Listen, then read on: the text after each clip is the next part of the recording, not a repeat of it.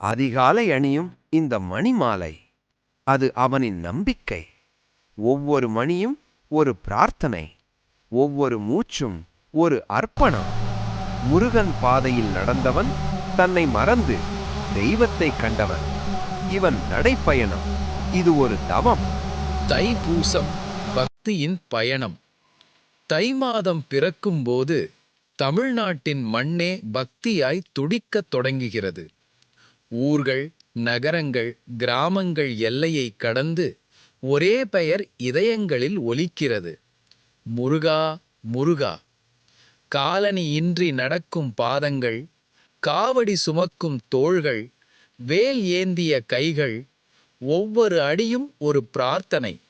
சூடான சாலை, மனம் மட்டும் முருகன் நினைவில் உறுதியாய் நிற்கிறது.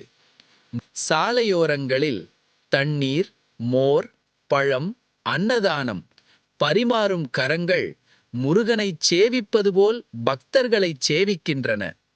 தூரத்தில் பழனிமலை மெதுவாகத் தோன்றும் அந்த நொடியில் கண்ணீர் வரும் கண்கள் புதிய சக்தியை பெறுகின்றன. வேல் வேல் முருகா என்ற முழக்கம் சாலையையும் மலைகளையும் வானத்தையும் நடுங்கச் செய்கிறது. அடிவாரத்தை அடைந்தபோது பாதங்கள் காயப்பட்டிருந்தாலும், உடல் சோர்ந்திருந்தாலும், உள்ளம் மட்டும் பரிசுத்தமாகிறது. மலையேறி அல்லது நீண்ட வரிசையில் நின்று பக்தர்கள் பூஜையை மட்டுமல்ல, தங்கள் துன்பம், தியாகம், நம்பிக்கை அனைத்தையும் அர்ப்பணிக்கின்றனர்.